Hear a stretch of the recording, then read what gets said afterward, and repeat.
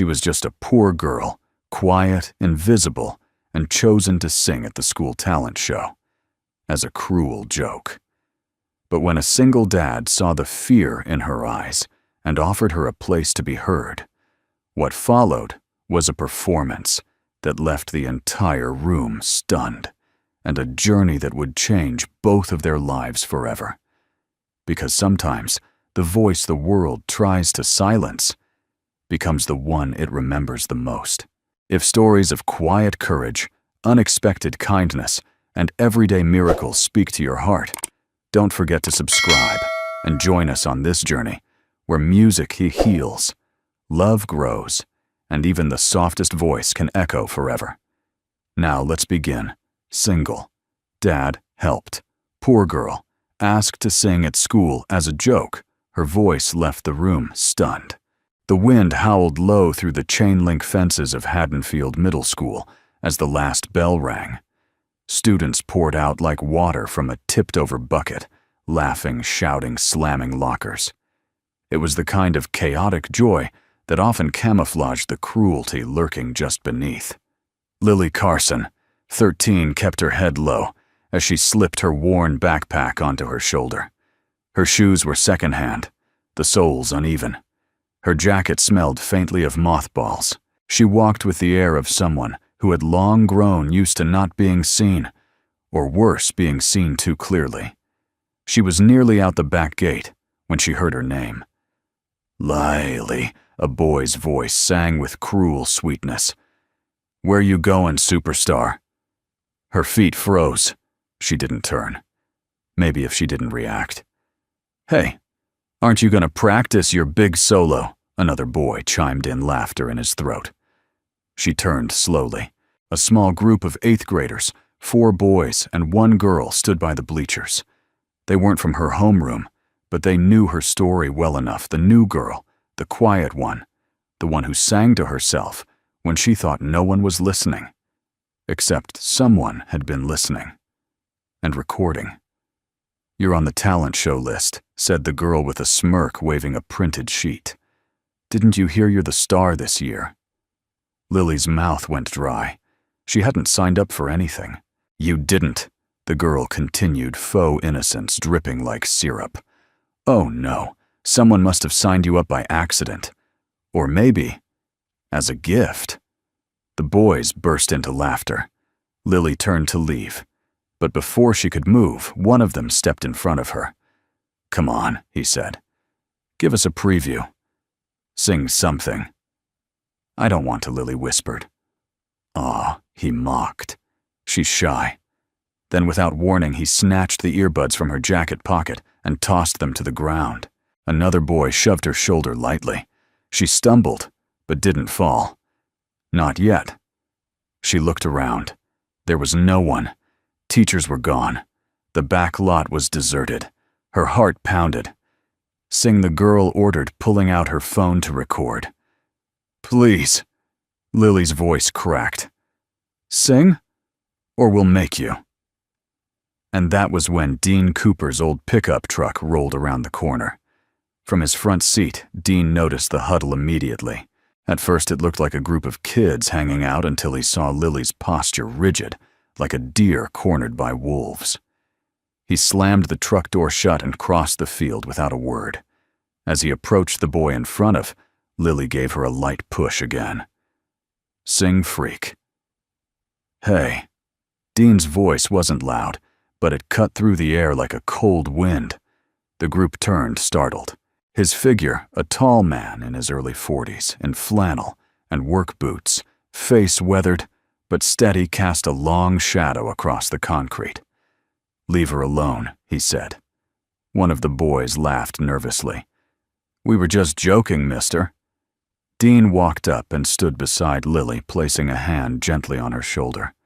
She flinched, but then looked up into his eyes. They were calm.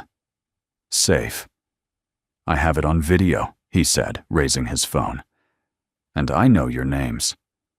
The boy's smile vanished. You want me to send this to your parents, or maybe the principal? Better yet, we can go straight to the police. You choose. They scattered like startled birds.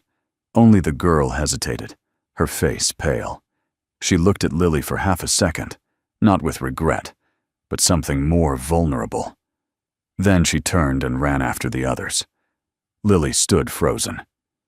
Dean knelt slowly and picked up her cracked earbuds. He looked at them a moment before handing them back.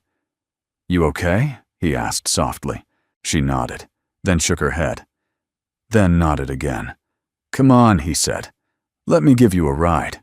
The silence in the truck was thick, but not heavy. Dean didn't force conversation. He just drove. Lily stared at the floor mats. Then, as the truck turned onto an older road, she finally spoke. "You don't even know me." "I know enough," Dean replied. She turned to him. "Why did you help me?" He thought about it. About the daughter he once had, the one who used to hum songs into the quiet spaces of the house, the one he couldn't protect. He didn't say all that. Instead, he answered, "Because someone should have." Lily looked out the window. Her fingers gripped the sleeves of her jacket. She didn't cry. She didn't speak. But something inside her began to shift. Dean pulled into his driveway, an old farmhouse with peeling paint, but a warm porch light. The garage door was open, revealing a dusty, upright piano, its top cluttered with old sheet music and coffee mugs with chipped handles. Lily stepped out of the truck, unsure. Dean gestured to the garage. "You ever sing with a piano?" She shook her head. "Want to?" She hesitated, then nodded, just barely. Dean led her in. The air smelled like cedar and old stories. He sat at the piano and played a single chord, low, gentle full. And for the first time in her life, Lily sang not because she was told to, but because someone had made space for her voice to be heard. The first note that Lily sang in Dean's garage hung in the air like dust in a shaft of sunlight, fragile, suspended, unsure if it belonged. Dean let it settle before playing another chord beneath it, gently guiding her back into the melody. She flinched at first, unsure how much of herself to give. But something about the sound of that piano, weathered but true, urged her forward. Her voice was raw, not polished, but there was a texture in it, the kind of texture that made people stop stirring their coffee or flipping pages. It was the kind of voice that carried things too heavy to speak. Dean didn't interrupt. He let her finish, though she stumbled at the end and stopped abruptly, pressing her lips together like she'd made some terrible mistake. "I'm sorry," she whispered. "I messed it up." Dean looked at her from the piano bench and shook his head. "You didn't mess anything up." That was the most honest sound I've heard in 10 years. She blinked as if unsure whether to believe him. He stood and walked over to a shelf in the corner. Among the cluttered tools and old paint cans, he pulled out a thermos and poured hot chocolate into a chipped mug. He handed it to her. "Sit. Warm up. It gets cold in here." She took the mug with both hands. It was heavier than she expected. "You play like it's telling a story," she said almost to herself. Dean smiled faintly.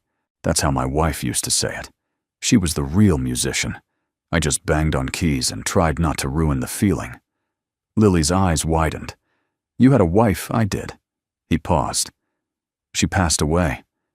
Years ago. I'm sorry." He nodded in appreciation. "And a daughter. Her name was Rachel. She was a lot like you." Lily looked up, not just because of the voice, Dean added, but the way she looked at the world, like it had both disappointed her and dared her to keep going anyway. There was silence again, but it was softer now, like the quiet that followed a prayer.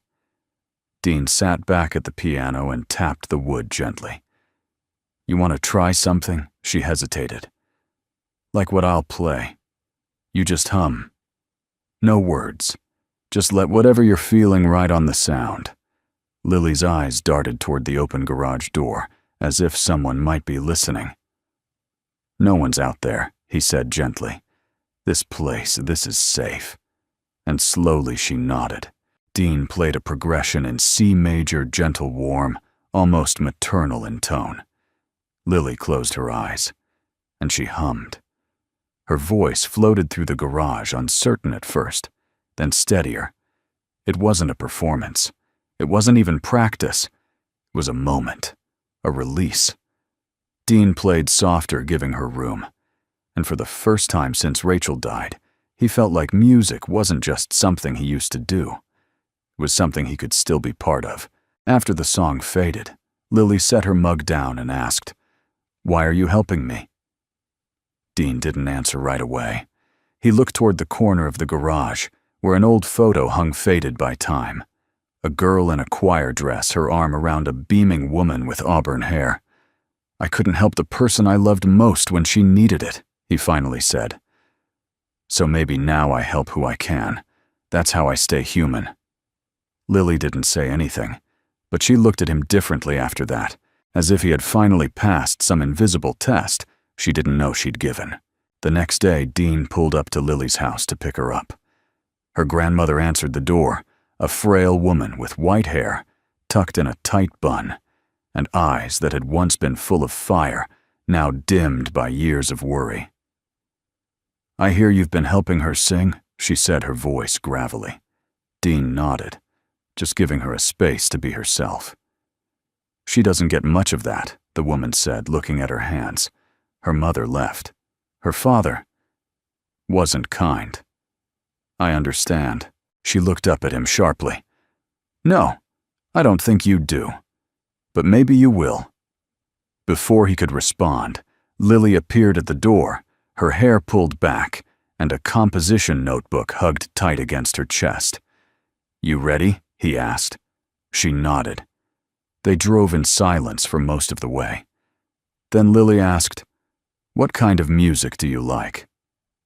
Dean raised an eyebrow. "I'm a sucker for sad songs, like country, old country. Back when it wasn't just beer and pickup trucks. When it was stories." Lily smiled. "I like stories, I can tell." Back in the garage, Lily pulled out the notebook. She opened to a page and showed it to Dean. It was lyrics, not polished, not even rhymed, but honest.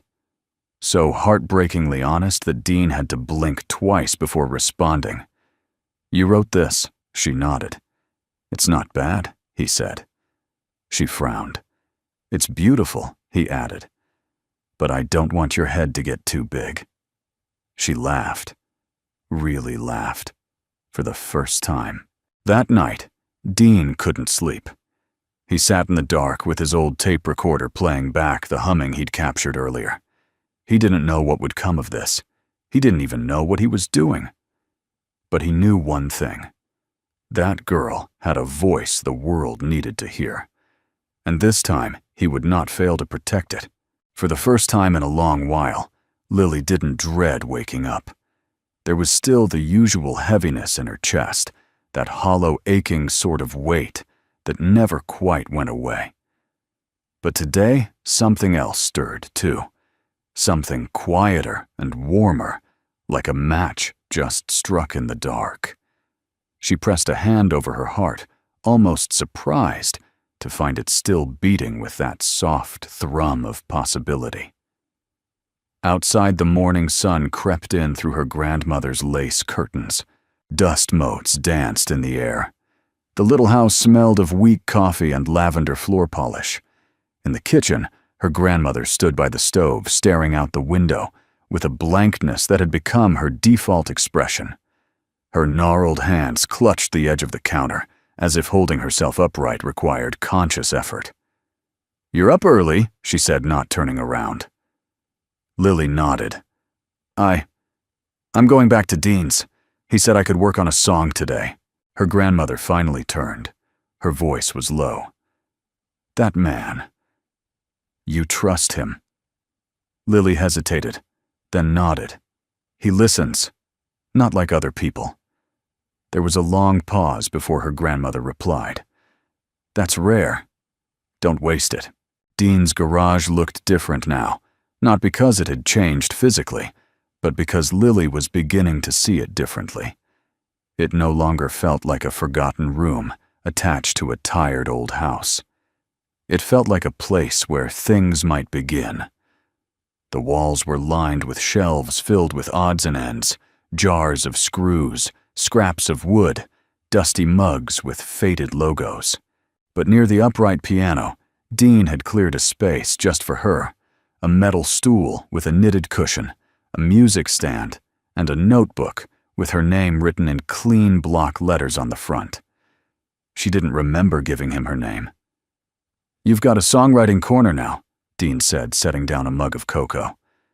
"Every artist needs a sacred spot." Lily smiled shyly. "You really think I'm an artist? I think you're something he said sitting on the piano bench, and I'd rather help you figure out what that is than try to label it too early." She sat down, opened her notebook, and looked at the scribbled lyrics from the night before. Her handwriting was messy, uneven, but the words, they carried something truer than she could say out loud. Dean tapped the keys, gently warming up the old piano.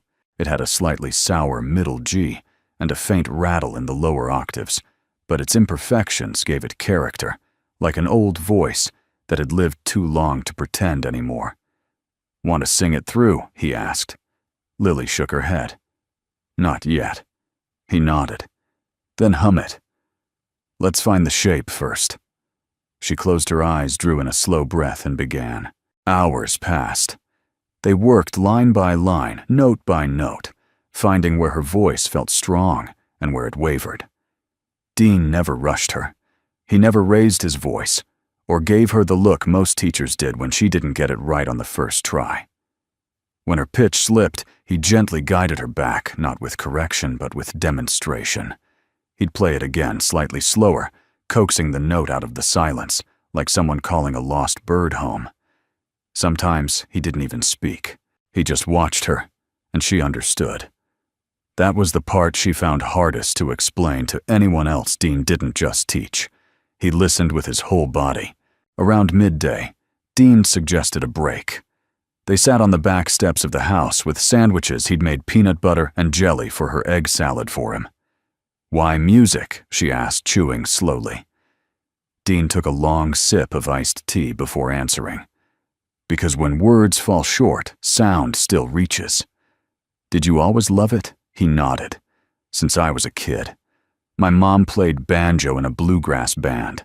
I learned piano by ear in the church basement." "Why did you stop?" Dean's jaw tightened slightly, but he didn't look away. "When Rachel died, I couldn't bring myself to play anymore. Every note felt like her voice, calling from a place I couldn't reach." Lily didn't say anything. She just looked down at her shoes, one lace frayed, the other double-knotted. "I used to think if I never played again, the pain would go away," Dean continued. "But grief's funny. It doesn't leave when you go silent. It grows, fills the spaces you abandon." Lily looked up at him. "And now I think maybe music was never supposed to be quiet. Maybe it's supposed to carry the ones we've lost." Later that day, Lily sang the full first verse of her song without stopping. It wasn't perfect. Her voice cracked on one word, and she forgot a line halfway through and had to hum until it came back. But when she finished, Dean stood up, walked over, and knelt in front of her. "Lily," he said gently, "that was brave." She looked startled. "It was..." "Yes," he said. Voice steady, not because it was flawless, but because it was real. That's the kind of singing people don't forget. Her cheeks flushed. Her eyes shimmered with something between disbelief and hope. And then she asked, "Can I come back tomorrow?" Dean smiled. "You can come back every day." That evening, after Lily had gone home, Dean sat in the garage alone, recording her voice onto a cassette using an old tape deck. The hiss in the background made it sound like it had come from another time. He labeled it simply, "Lily." Day 3. Then he slid the tape into a small wooden box right beside another older tape labeled, "Rachel. Last song." He closed the lid not with sorrow, but with something that felt almost for the first time in years like peace. By the end of that week, the garage didn't just smell like oil and cedar anymore. It smelled faintly of cocoa-worn wood and possibility. Lily arrived every afternoon like clockwork. She no longer needed Dean to walk her to the garage. She knew her way in, dropped her backpack at the same spot, and began humming almost before she sat down. Her voice, once hesitant, now carried a thread of confidence, woven with something older than her years, something aching and beautiful. Dean noticed the shift. It was in the way she tapped her foot lightly when the rhythm moved her, the way she started correcting her own phrasing, the way she dared to linger longer on the final note of a line, as if claiming her space. She was still quiet, still guarded, but in the music, she came alive. That Friday, Dean arrived early and cleared a shelf in the corner of the garage. He dusted it off and placed a few things there: a small lamp, a metronome, and a jar filled with sharpened pencils. Then he hung a corkboard with pushpins and blank index cards. He didn't explain it. He just nodded toward it when Lily came in. "What's that?" she asked.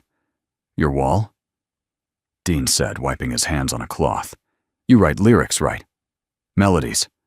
Now you've got a place to put them. This garage isn't mine anymore. It's ours." Lily blinked. Something in her chest shifted soft, sudden and warm. "Ours," she repeated, as if tasting the word for the first time. She stepped closer to the wall. Carefully, reverently, she pinned up a wrinkled index card from her notebook. It read, "I thought I was a whisper, but maybe I'm a song." Dean read it once, then twice. "That's good." She smiled, embarrassed. "Too simple." "No," he said. "Simple's honest, and honest bots." Over the next few days, the corkboard began to bloom. Snippets of melody, half-finished lyrics, one-liners like "My heart's not broken," just learning to echo. Lily would read them aloud while Dean played, trying out different tempos and keys. Sometimes she scratched them out. Sometimes she rewrote them. But every word on that board belonged to her. And Dean never touched a single one. One afternoon, Lily arrived with a brown paper bag in her arms and a nervous look on her face. "I brought something," she said, placing the bag gently on the piano. Dean looked inside. It was a notebook, old and faded. Inside were pages of songs, some finished, some not. The handwriting shifted from neat to shaky, like someone growing through the years. "These were my mom's," Lily said. "She wrote them before she left." Dean closed the book gently. She was a songwriter, wanted to be, said she was going to go to Nashville someday. But she got stuck with my dad. And then, with other things. Lily didn't need to say more. Dean could read the rest in her eyes.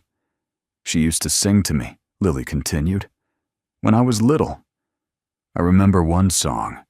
It was about the rain.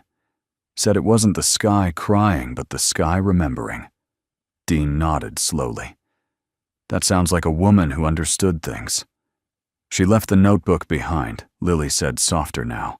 "I don't know if that was an accident or a message." Dean placed the notebook gently next to the piano and said, "Then let's finish one of her songs." Lily looked up, startled. "Really?" "Yeah," Dean said. "Sometimes the best way to heal isn't to write a new song, it's to complete the one someone else had to stop." They chose a piece called "Hollow Sound."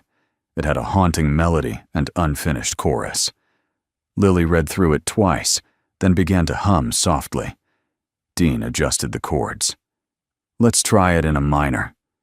For the next 2 hours, they worked on nothing else. Dean at the piano, Lily leaning over the keys, her voice quiet but insistent. And in the pauses between lines, Dean began to see it more clearly, not just the music, but the girl beside him. She was a storm contained in a teacup, fragile but full of power. waiting for someone to believe she wouldn't shatter. When the song was finally pieced together, Lily asked, "Will you play it with me?" At the show, Dean looked at her. "You want me on stage?" She nodded. "It was never just my voice. It was always both of us." Dean hesitated. The thought of returning to a public stage stirred something ancient and painful inside him. The last time he'd performed had been at Rachel's school 1 month before she passed. Music back then had turned from balm to blade. He hadn't touched it in public since, but now looking at Lily, he saw a different kind of moment. This wasn't performance. This was restoration. He exhaled slowly. "All right," he said. "I'll play." That night after Lily left, Dean sat alone in the garage. He looked at the corkboard, the lyrics, the lamp, the notebook of a mother who had tried but couldn't stay. Then he looked at the upright piano, its keys slightly yellowed, middle G still sharp, and realized something. This place, once filled with silence, was now echoing with beginnings. He reached into the wooden box again, pulled out Rachel's final tape, and played it. Her voice, faint, imperfect. Young filled the room. Then he played Lily's most recent recording right after. 2 voices years apart, one unfinished, the other just beginning. And in that fragile transition, Dean felt something rare. Peace. And maybe even purpose. The first frost of the season came quietly, leaving a fine lace of silver on Dean's porch steps. The world looked cleaner in the cold, crisp, outlined like sheet music before the melody. Dean stood in the garage, cup of coffee in one hand, listening to the last few seconds of a cassette he'd recorded the day before. Lily's voice trailed off into a soft hum, unfinished, but not uncertain. It was only 7 in the morning, and already he knew the tape would go into the box. The box wasn't ornate, just a plain hand-sanded cedar rectangle the size of a shoebox. He'd made it with his daughter Rachel one weekend years ago when she was 10 and fascinated with woodworking. Back then, it had been for keepsakes, concert programs, friendship bracelets, guitar picks. After she died, it became a tomb of sound. Dean had filled it with recordings of her voice, her laughter, a few stray chords she'd once played, before slamming the piano lid shut and storming out of the room in frustration. And now, for reasons he hadn't dared explore too deeply, he had begun placing Lily's tapes beside Rachel's. He didn't tell her. Not yet. When Lily arrived that afternoon, she was quieter than usual. She walked in with her shoulders, hunched, eyes low. Dean could tell immediately something had shifted. He didn't ask. Not at first. Instead, he nodded toward the piano. "Ready."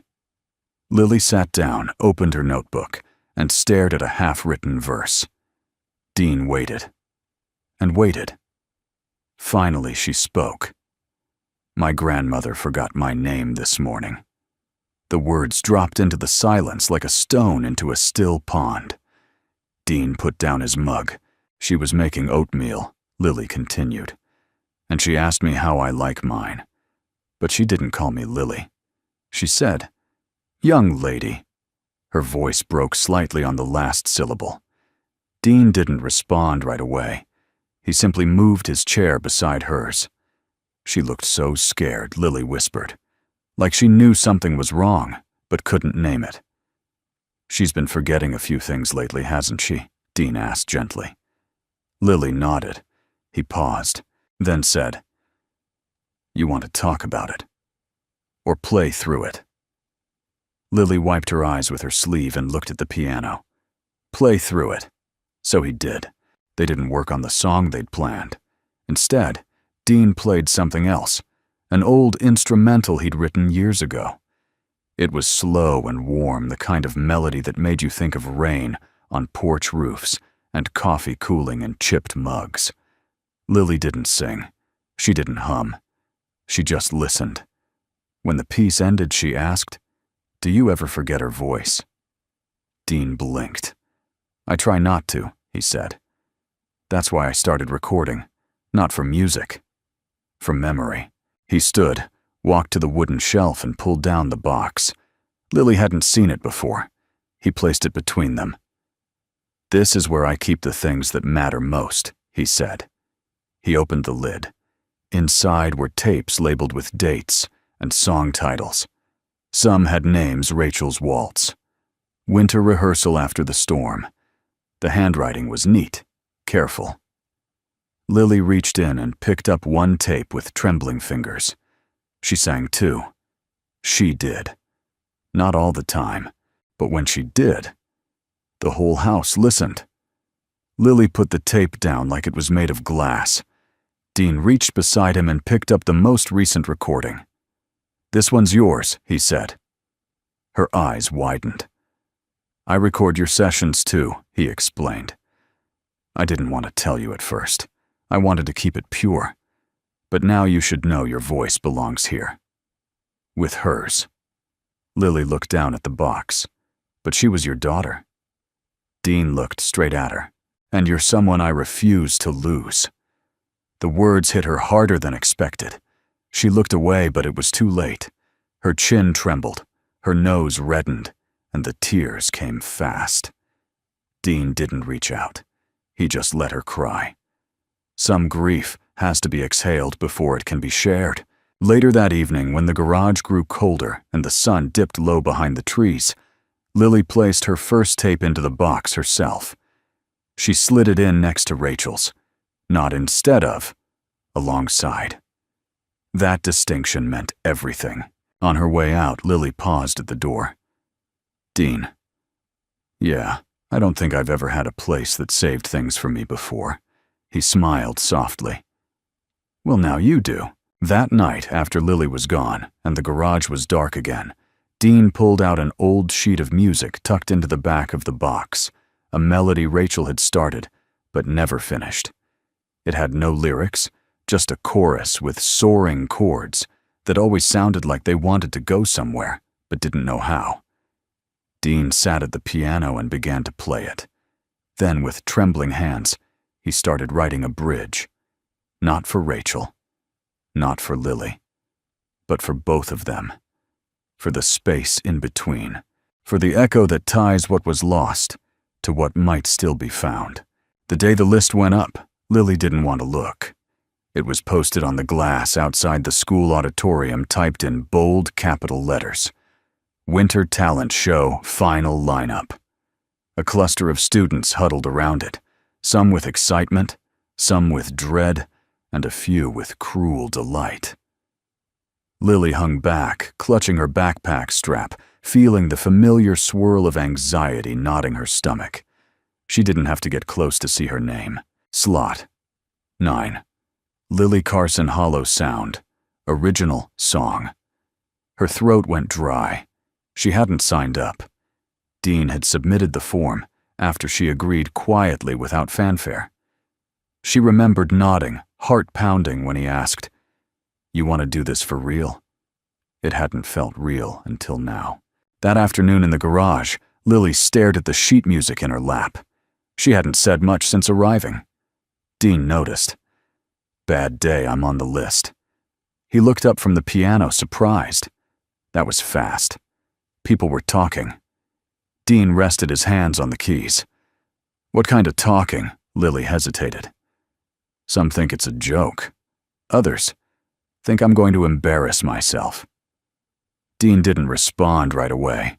He just played a soft minor chord, let it linger. "Let them," he said at last. "Then show them they were wrong." Lily looked at him unsure. What if they're not? He met her gaze. "You're not singing for them. You're singing for the part of you that thought it never had a voice." That silenced her, but not in the way fear does, in the way truth does. The next morning, Dean got a phone call. It was Principal Harmon. "Mr. Cooper," she began, her voice clipped. "I understand you've been working with one of our students outside of school hours, Lily Carson." "Yes," Dean said. "I've been helping her with music." There was a pause. Then came the words he didn't expect. There's been concern from faculty and a few parents. They don't believe Lily is emotionally ready for a public performance. Dean's grip tightened on the phone. She's more ready than most adults I know. I'm sure your heart is in the right place, the principal continued, but the school has a responsibility to protect students from unnecessary stress. Given her background, we feel it may be best if she withdraws. Dean's voice dropped. Did Lily ask to be removed? No, the principal admitted, but then she stays. There was another pause. I'd like to meet with you, the principal said. Face to face. Dean hung up without agreeing. That evening he told Lily what had happened. He expected tears, or maybe panic, but she was quiet. Still. They want me off the list, she asked. Yes. She looked at the floor, then at the wall of index cards, then at the wooden box. Finally, she said, I want to go talk to them. Dean blinked. You don't have to. I can handle it. She shook her head. No. If they're going to doubt me, they should at least hear me say I'm not afraid. He studied her face. She wasn't posturing. She wasn't pretending to be brave. She was simply done running. And he saw Rachel in her, not in appearance but in resolve. All right, he said. Then we do this your way. The next day, Lily walked into the front office of the school in her favorite denim jacket, scuffed boots, and a heart beating so loudly she could hear it in her ears. Dean sat beside her, silent but solid.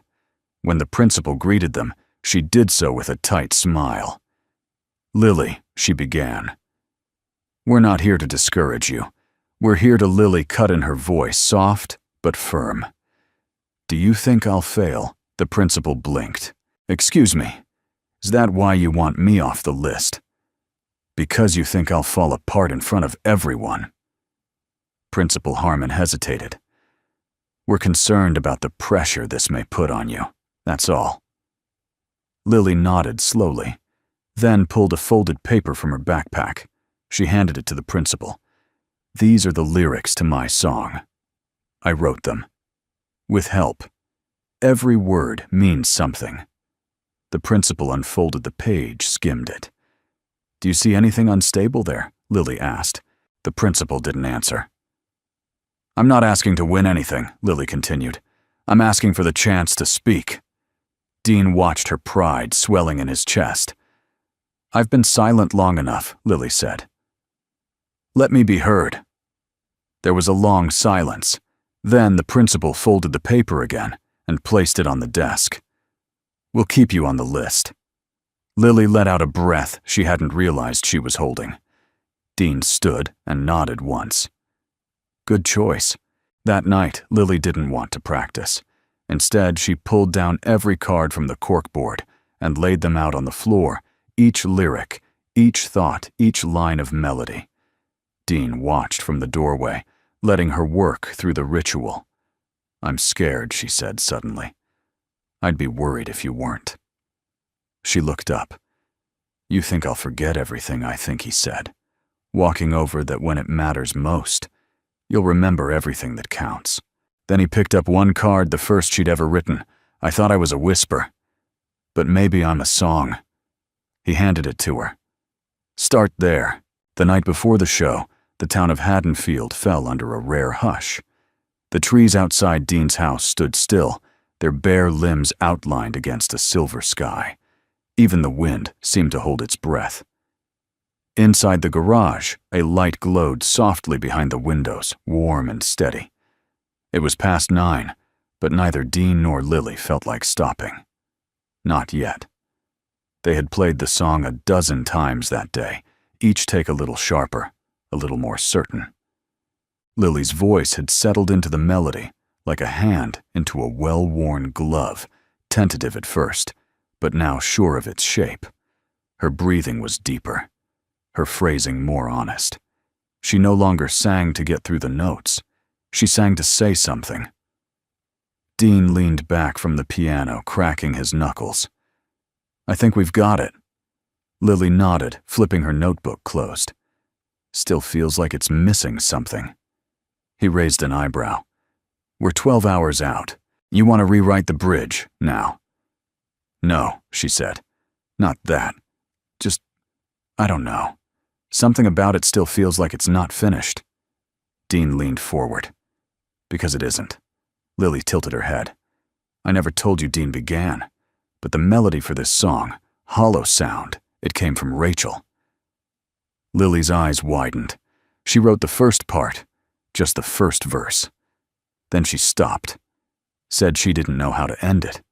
Said maybe it wasn't meant to be finished. Lily glanced down at the sheet music. You never told me that. I wasn't ready, Dean admitted. But watching you bring it to life, I think maybe it was never meant to be her song alone. Lily was silent for a moment. Then she whispered, You think she'd be okay with me finishing it? Dean looked at her with a softness he rarely let show. I think she'd be proud that someone finally did. They spent the next hour refining the final chorus, adding just a few words. Small changes, but ones that mattered. Where the melody had once faded out in hesitation, it now lifted, rising with quiet conviction. By the end, Lily was nearly whispering the last line, but it carried more power than any note she'd ever sung. I am not the silence they left behind. I am the song they never finished.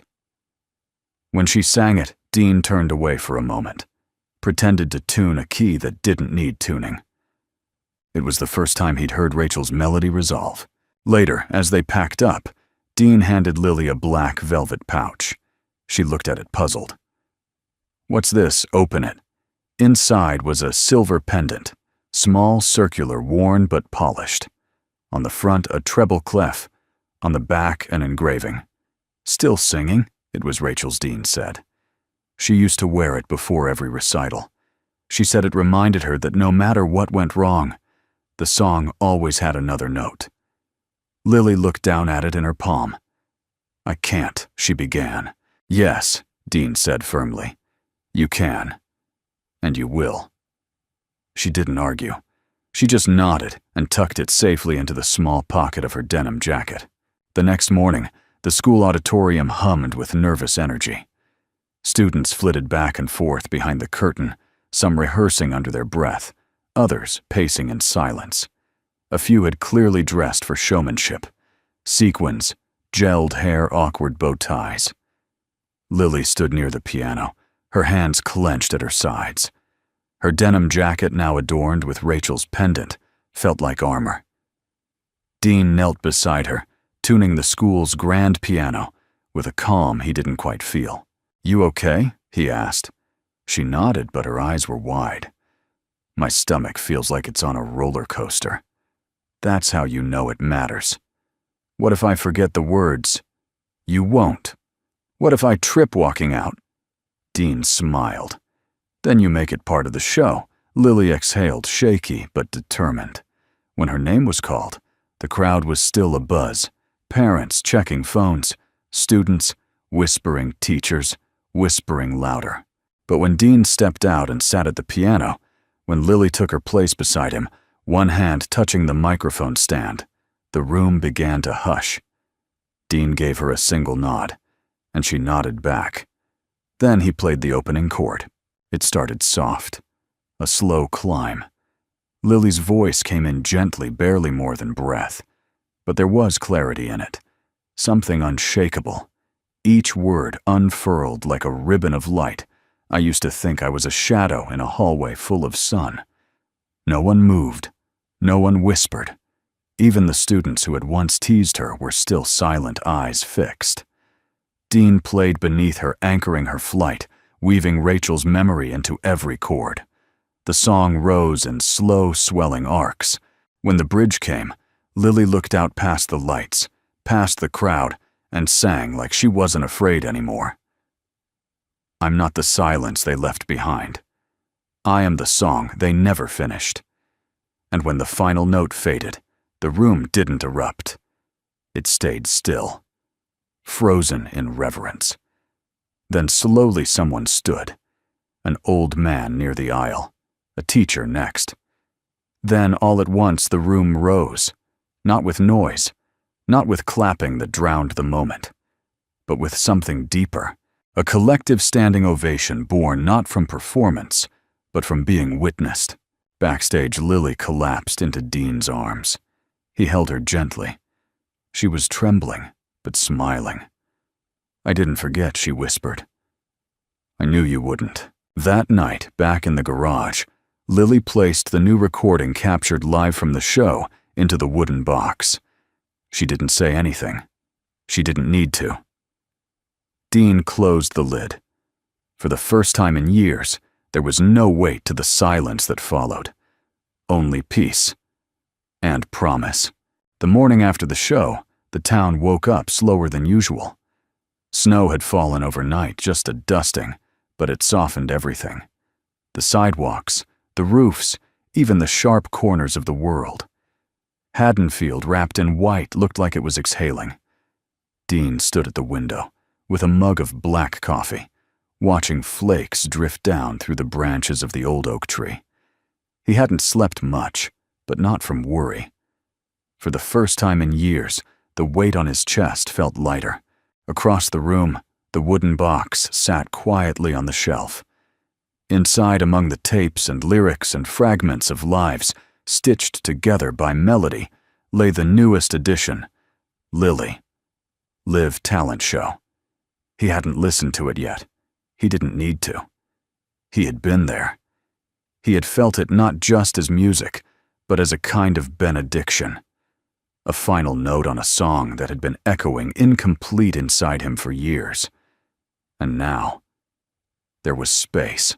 Lily came by in the afternoon, her cheeks flushed from the cold, her boots leaving small, wet prints on the garage floor. She didn't say much, just handed Dean a folded envelope.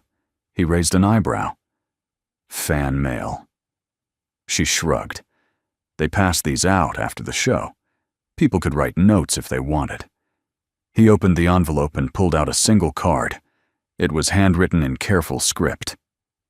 "I haven't cried during a school event since my son's graduation 15 years ago. You reminded me why we need to keep listening to young voices. Thank you for your courage. Mrs. Danner, 7th grade math." Dean looked up. Lily was watching him carefully, like she was waiting for permission to believe it. He handed it back. "You earned every word." She smiled then.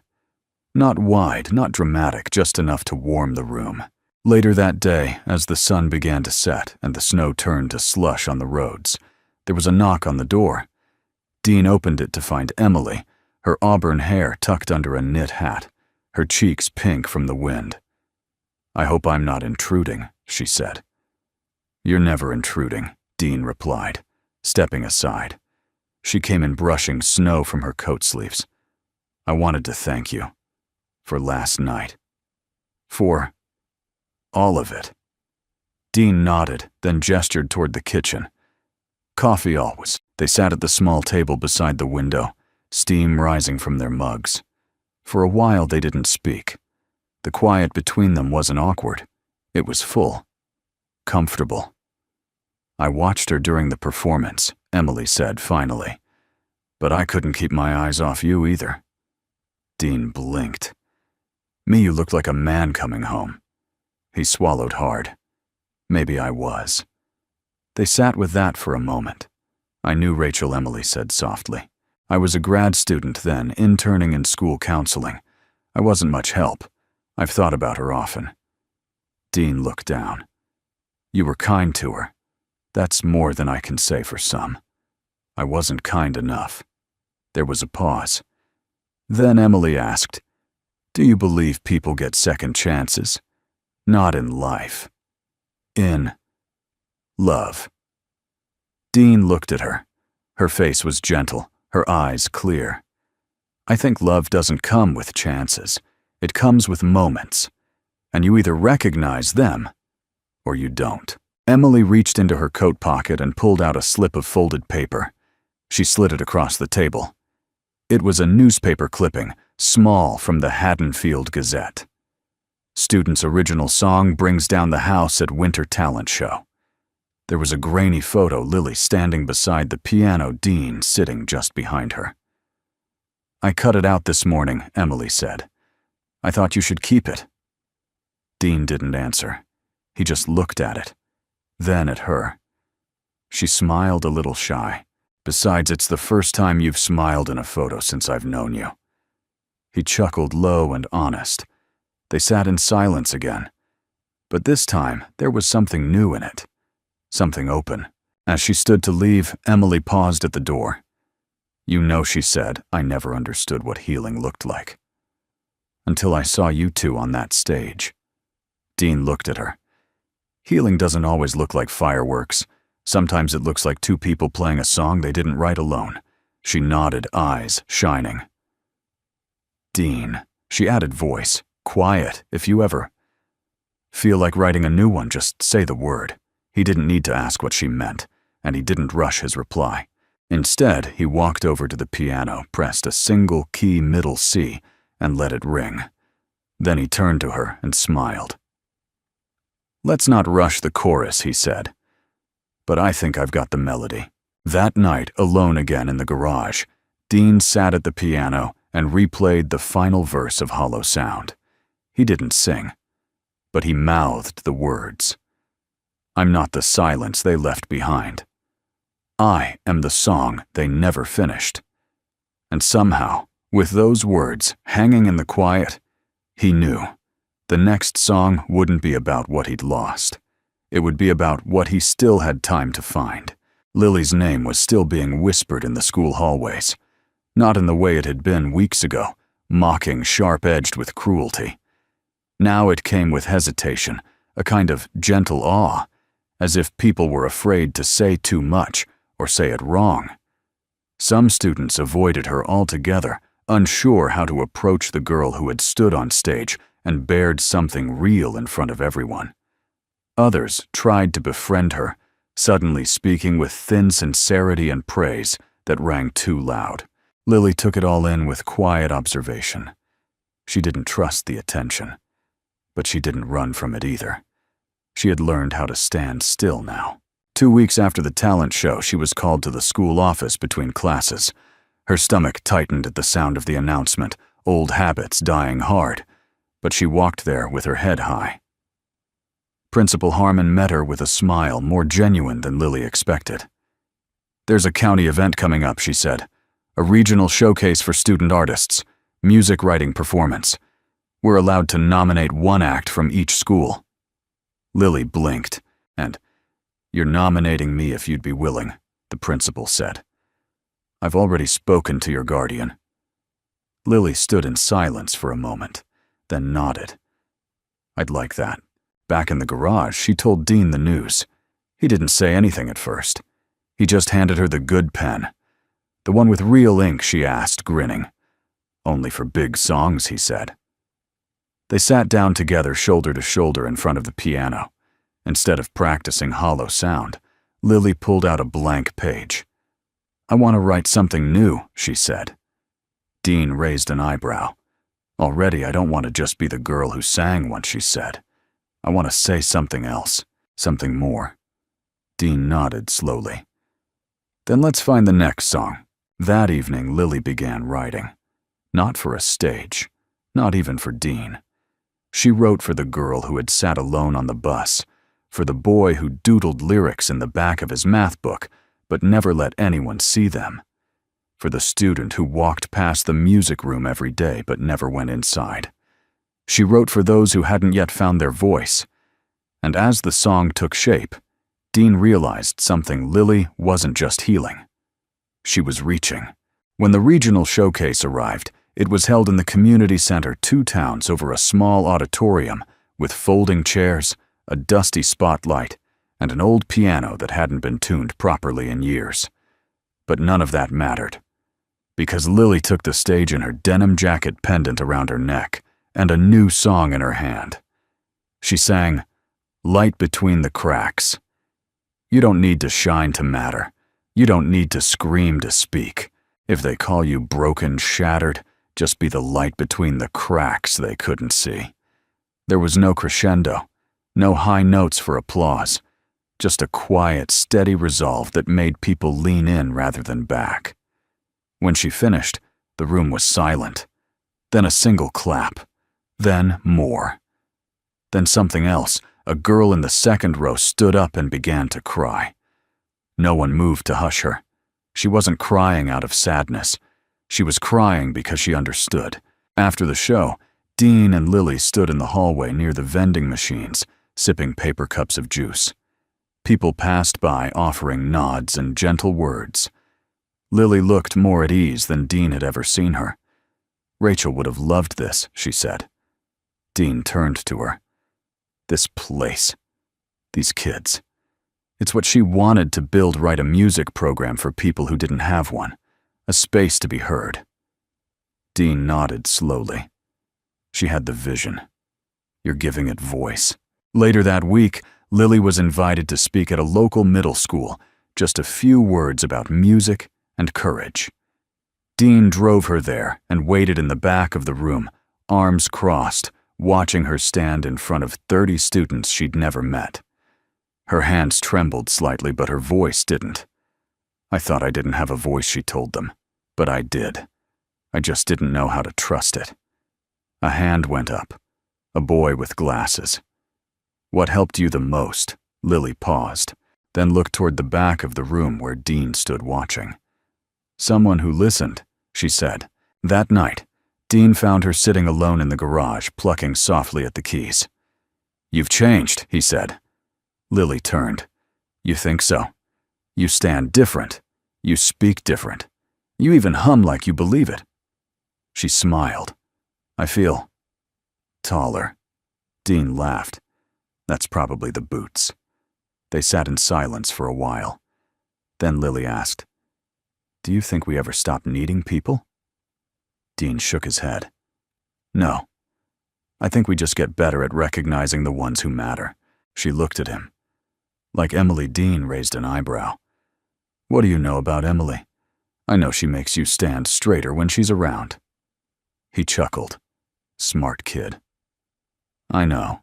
Before Lily left that night, she walked to the wooden box. She opened it, placed another recording inside this one, labeled Light Between the Cracks. Live, and closed the lid with care. Then, after a pause, she placed a folded note on top. Dean didn't read it until she was gone. It said, Thank you for not trying to fix me. Thank you for letting me sing anyway. Lily. Dean sat back, the note in one hand, the pendant still around his neck. He didn't cry, but he did close his eyes and whisper to no one in particular. She finished it, Rach. She really did.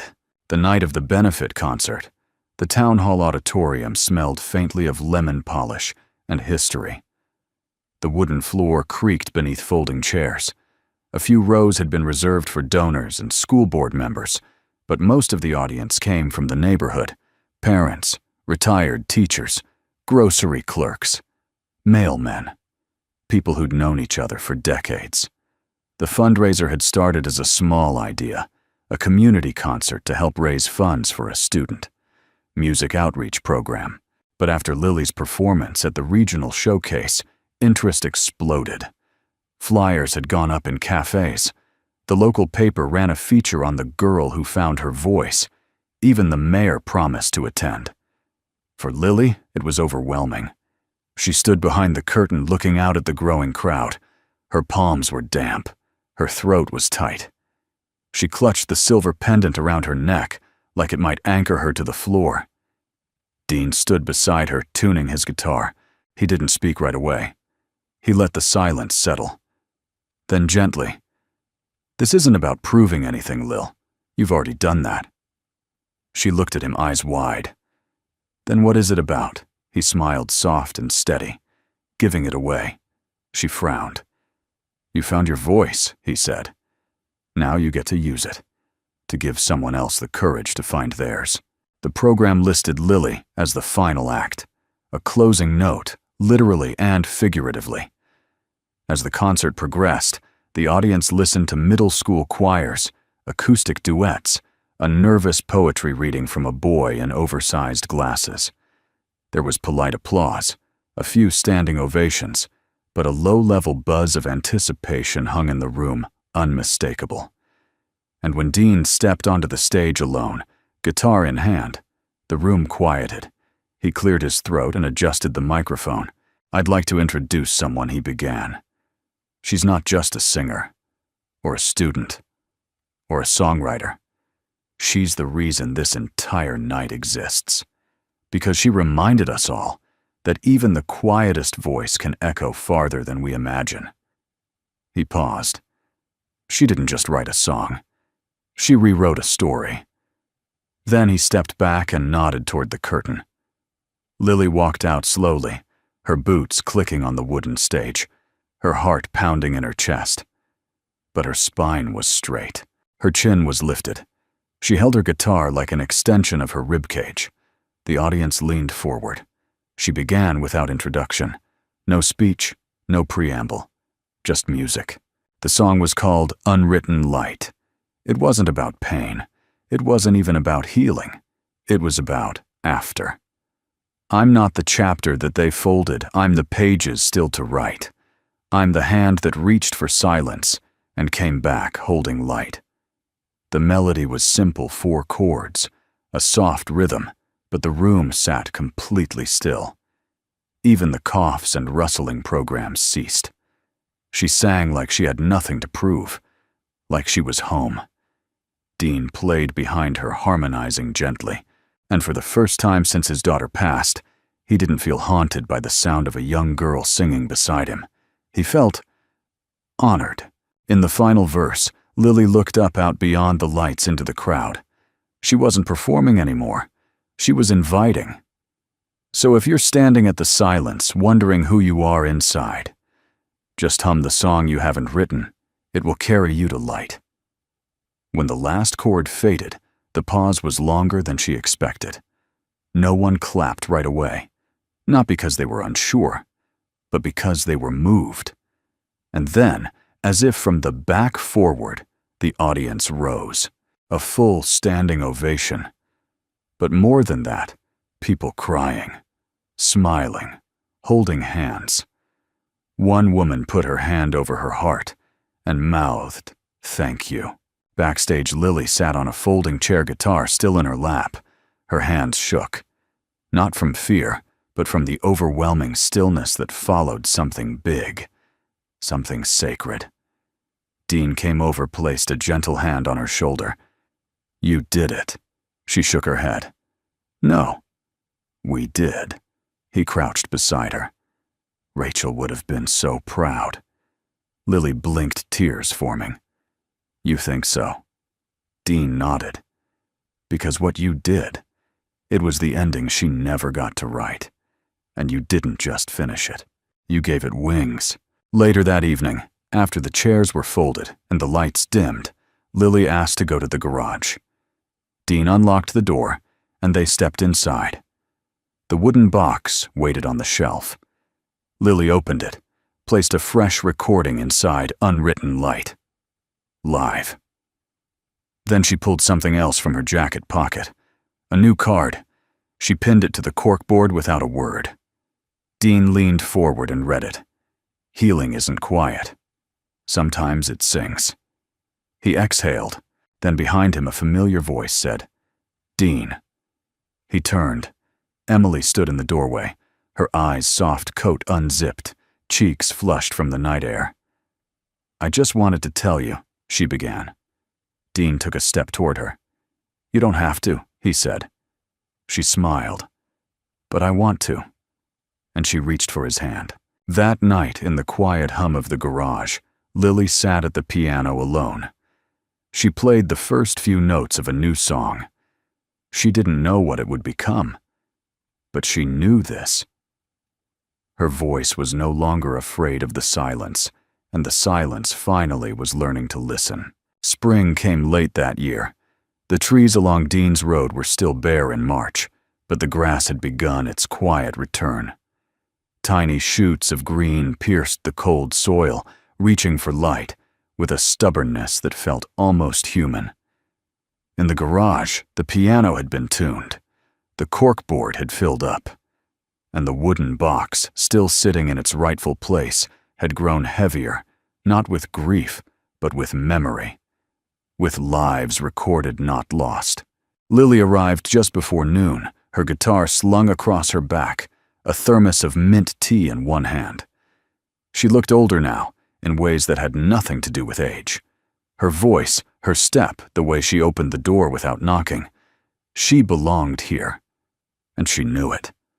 Dean was already inside, leafing through a stack of sheet music when she entered, still searching for the perfect chord she teased. He looked up, grinning. Still pretending it exists. Lily dropped her backpack on the bench and poured herself into the music stool. I brought something, she said, unzipping her bag. She pulled out a small hardcover booklet, the kind printed at local shops with a matte cover and spiral binding. On the front, in plain block letters, the note that changed their lives. A songbook by Lily Carson. Dean took it carefully, running his fingers over the title. It's for the students at the middle school, she said. Principal Harmon asked if I'd share the lyrics I've written. I added a foreword and a dedication. He opened to the first page. There it was, for Dean, who didn't rescue me, but reminded me I never needed to be rescued to be worth hearing. Dean didn't speak. He didn't have to. That evening they hosted a small gathering in the garage, now officially renamed by the community as the Listening Room. Emily helped string up soft lights. A few parents brought folding chairs. Students brought instruments. Someone brought pie. It wasn't a performance. It was a circle, a celebration. No stage, no programs, just people. One by one they shared songs, some shaky, some loud, some no more than a hum. Lily played, last her fingers steady on the strings, her voice like a thread pulling people closer, stitch by quiet stitch. When she finished, she turned to Dean. Your turn.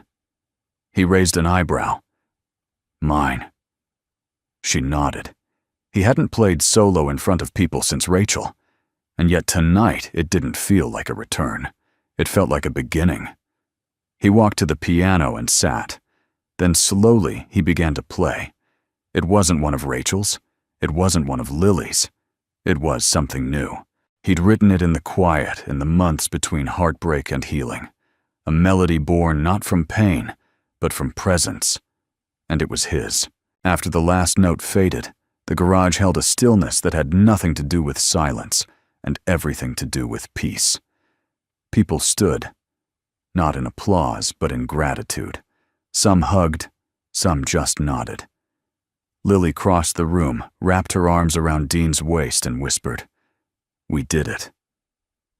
He looked down at her hand resting gently on her shoulder. "You were the miracle," he said. She smiled. No. The miracle was that someone waited long enough to hear it. That night, after everyone had gone, and the garage was lit only by the soft lamp in the corner, Dean opened the wooden box one last time. He placed a new cassette inside. Final recording, Dean and Lily. March 28th. Then, without ceremony, he added one more item, the small, crumpled lyric card Lily had written on her very first day. I thought I was a whisper. But maybe I'm a song.